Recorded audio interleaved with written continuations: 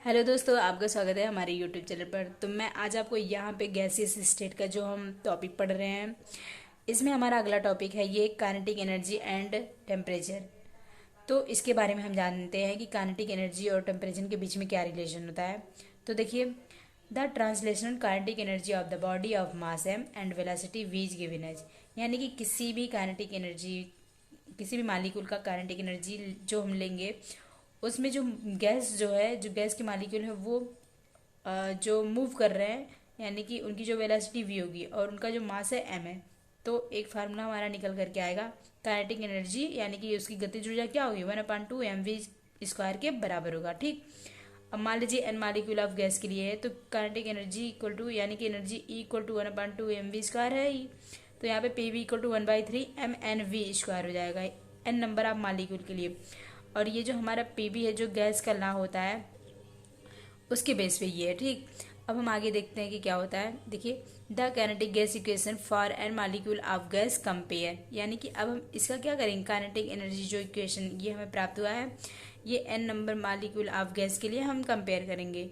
तो P B equal to 3/2 into 1/2 mnv² हम इसे लिख सकते हैं। ठीक, और आगे हम पी बी इक्वल टू इसको 2/3 काइनेटिक एनर्जी लिख सकते हैं। काइनेटिक एनर्जी मीन्स ये जो पूरी वैल्यू है, ये काइनेटिक एनर्जी के ही टर्म से निकली हुई है कि 1/2 mv² N number of molecule के लिए देखें हैं यहाँ पे। तो ये पूरा ये के ई लिख सकते हैं यहाँ पे हम। ठीक, अब देखिए यहाँ पे काइनेटिक एनर्जी इक्वल टू हम क्या लिख सकते हैं, 3/2 RT। अब फिर आगे क्या लिखेंगे, काइनेटिक एनर्जी इक्वल टू, यहाँ पे 3/RT हो गया, इसे हम इक्वेशन 6 मान लेंगे, और RT इक्वल टू 3/2, यहाँ पे जस्ट उल्टा हो जाएगा क्योंकि ये इधर जाएगा और ये नीचे आ जाएगा, तो 2/3 काइनेटिक एनर्जी। अब काइनेटिक एनर्जी इक्वल टू क्या हो जाएगा, 3/2 RT। Kinetic energy equal to 3/RT N RT, N number of molecules को हम रिप्रेजेंट करते हैं कि मान लीजिए उसमें कितने नंबर ऑफ मालिक्यूल प्रेजेंट है।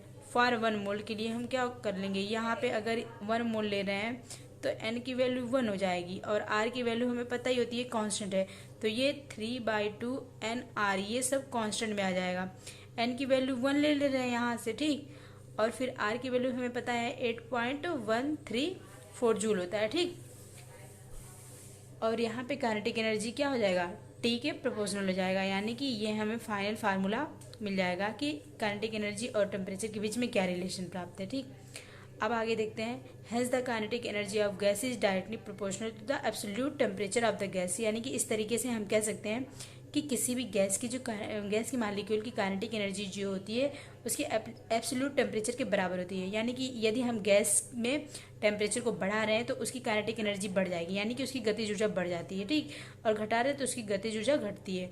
ये बहुत ही इंपॉर्टेंट पॉइंट है दोस्तों। देखिए, बहुत बार एग्जाम में पूछा जा चुका है, टीजीटी 2003 में, और पीसीएस 1995 में, 1998 में, 2005 में भी, और एमपी पीजीटी 2018 में ये पॉइंट बहुत बार पूछा गया है कि काइनेटिक एनर्जी किसके डायरेक्टली प्रोपोर्शनल होती है। तो ये एब्सोल्यूट टेम्परेचर के डायरेक्टली प्रोपोर्शनल होती है।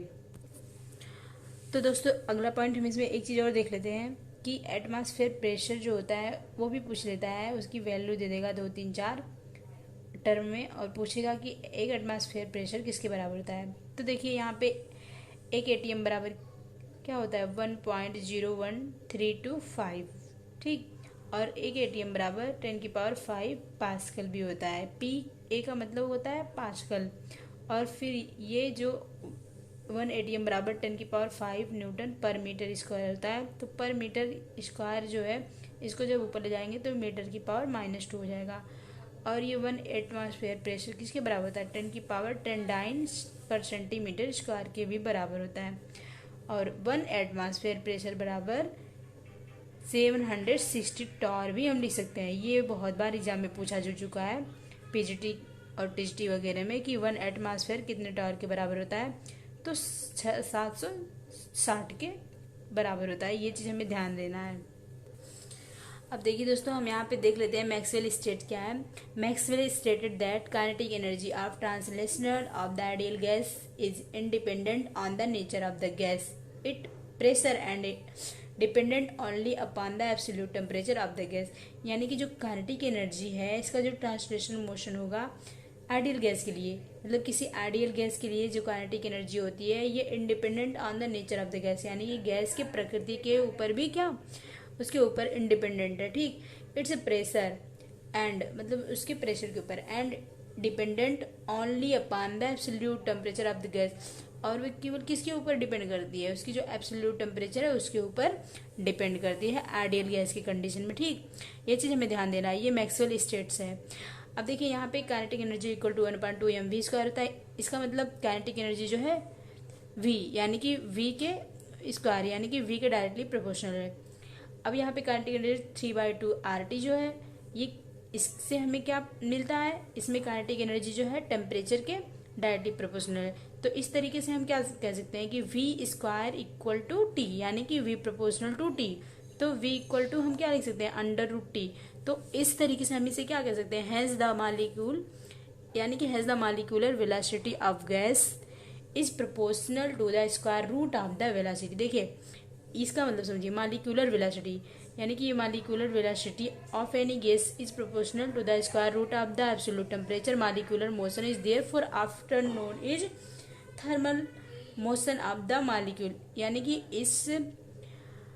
इसके बेस पे हम इसे ये भी कह सकते हैं कि ये थर्मल मोशन ऑफ मालिक्यूल है, यानी कि इसको इस नाम से भी जानते हैं कि थर्मल मोशन ऑफ मालिक्यूल। किसे, काइनेटिक एनर्जी एंड टेम्परेचर के बीच में जो रिलेशन में प्राप्त होता है। ठीक, तो आशा करती हूँ दोस्तों ये आपको कॉन्सेप्ट अच्छे से समझ में आ चुका होगा।